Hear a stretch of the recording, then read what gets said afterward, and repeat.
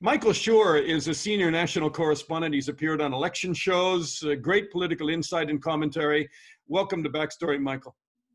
It's great to be here. I'm a listener, Dana, so I'm glad to be here. Well, and I appreciate that because we practically talk every day in another program called Quick Hit. So Michael has to be nice to me. That's true. Although I don't, because we know each other. I can just go after you. Excellent. Well, I'm going to ask you really tough questions. Listen, I've just listened to pollster Stanley Greenberg. I mean, terrific analysis. And he says Biden has it. What do you think? Does Trump still have a surprise? I don't see where he surprises. You look at the election map, I just don't see how it's happening. And I'm going to be honest, I was somebody who didn't think he would win last time. I'm in a huge majority of people that covered the thing. I was on the road with Donald Trump for about a year and a half, covering that election, going to those rallies, and I was with Clinton a little bit.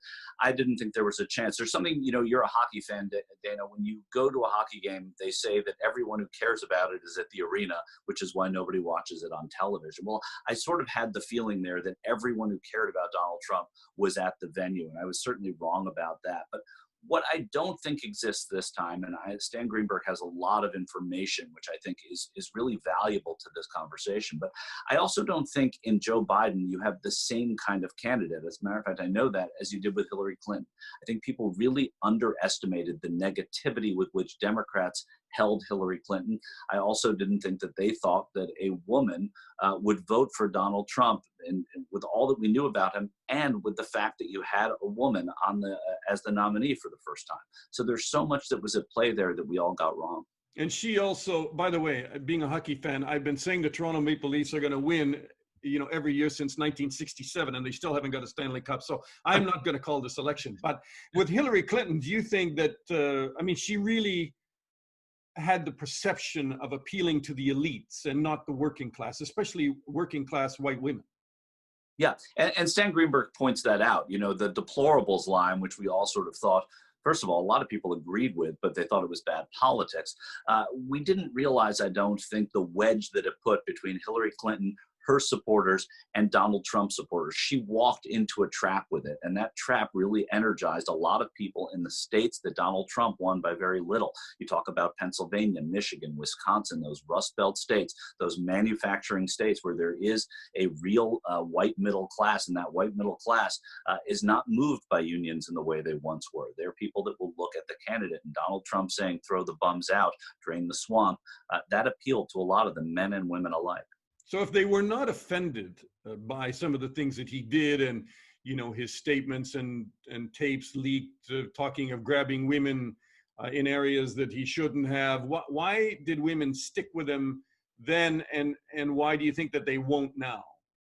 Well, I think the proof is in the pudding as to the second part of that question. So I'm going to do what I can't stand when people do when I interview them, is answer the second part first. But I think the fact that you saw in 2018 so many women, suburban white women, going toward the Democrats, I think that is more indicative in 2018 than what we saw in 2016, which is them trying out something else. And also, again, we have to point to the sort of visceral dislike that many women had as well of Hillary Clinton. And then when you go to the first part of what you were asking, I think that this year is different because we've had 4 years or 3 years now, 3.5 years of Donald Trump as president.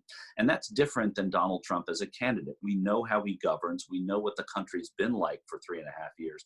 That affects women. And I think a lot of the issues that play to women, issues of empathy, issues of family, issues of jobs and taxes that affect everyone. But you look at, I think, immigration. Immigration was an issue that divided the country. Right now, we are a pro-immigrant country. And when you see the kids in cages on the border, that changed a lot of women votes in 2018. If I can jump in there, because he keeps tweeting law and order, law and order. Is he strategically, demographically adrift, or does he see something that we don't, that there's going to be increasing fear and consternation among people as Black Lives Matter say defund the police, and he thinks he's going to win it maybe on a law and order platform?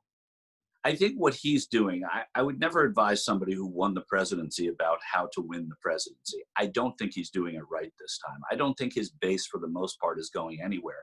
But as a president who has low approval numbers, he has to win over other people, not just geographically, but demographically. And I don't think he's doing it. So law and order, yeah, that gets his people riled up. He can't do the rallies, so he has his mini rallies on Twitter. When he talks about defunding the police and what that would mean, he's telling that to people who want to hear that. But he has to now reach across and find people like he did last time, these white women voters, for example, that Stan Greenberg writes about and you talked about, Dana.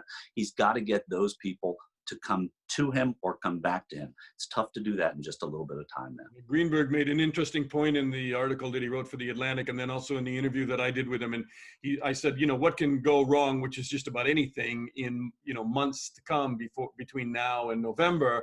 And he said, yeah, but a lot more, given Trump's record, can go wrong on his side than on Biden's side. Would you agree that the odds just are that Trump will put his foot in it many times versus, Joe Biden? Yeah, and that starts with the presumption of a negative. Donald Trump needs something to go right, and it's very difficult to find things that can go right for Donald Trump, as well as to find things that don't go wrong. And so I think you have to look at both of those pictures in that conversation. Joe Biden is really sort of as Democrats thought for a long time, and as Biden argued during the primaries, the perfect candidate here because he can win in the places that Donald Trump won, where Democrats ordinarily do win. And I think it's proving that way, at least in the polls. And one thing on the polls, and I know Stan Greenberg has talked about this, and he talked about it in his article, and I'm sure with you, Dana. Stan Greenberg is talking about how pollsters got it wrong in 2016. Well, like anybody, this is not just one continuum of polling. If the Yankees lose the World Series when they're supposed to win the World Series, well, over the winter, they're going to get rid of the second baseman. They're going to change some coaches. They're going to change the batting order, bring in a new pitcher, what have you. The same thing has to happen with polling. So pollsters have adjusted the way they do their polling. They're much more confident in their numbers now, knowing what they did because of 2016. Okay, last question, because we read it not with amusement, but with horror from afar across the Atlantic. A lot of press and a lot of articles have been written, will Trump go if he loses? And Michael Cohen, which I didn't realize until I read in again today, has suggested Trump won't leave. In his congressional testimony before heading off to prison, Trump's former attorney said, given my experience working for Trump, I fear that if he loses the election in 2020, there will never be a peaceful transition of power. That's pretty jarring stuff. It is jarring stuff. I mean, if Joe Biden wins, just to imagine Joe Biden, as we saw Donald Trump and Barack Obama climb into the limousine to go to the inauguration as is customary.